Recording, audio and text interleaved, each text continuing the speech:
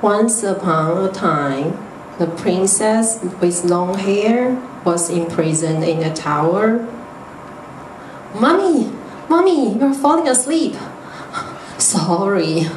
And then a prince came to, Baby, are you sleeping?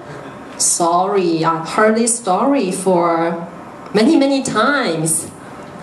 Ladies and gentlemen, especially Candy, our test speaker today, I'm really inspired by Candy's speech because she helped me by showing me how to be a good storyteller.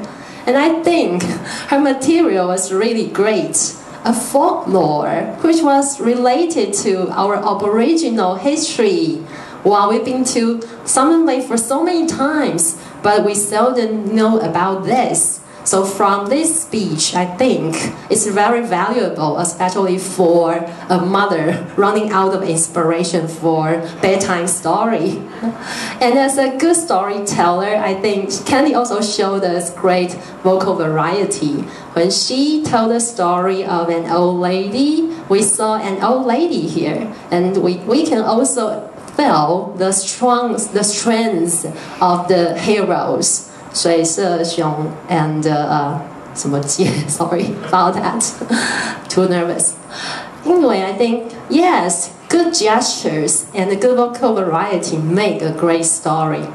But since today is an evaluation contest, I still have to pick some.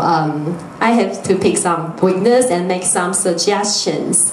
I think this is really a very great stage. So when Candy, you are telling a story, we can try to move around more often and expand our body language.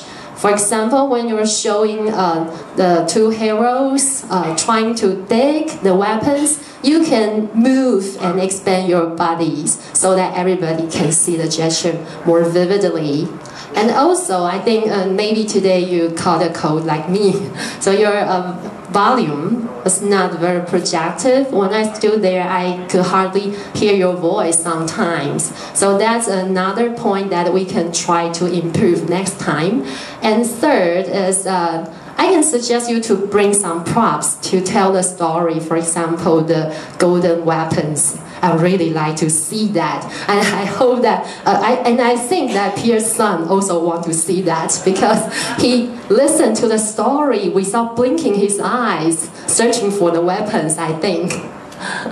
Really, it's really a great story. I think it had good materials, good values, and the storyteller Candy showed us great vocal variety and gestures. Still, if we can try to expand our body movements and make our volume project more vividly, I think next time we can both be great storyteller.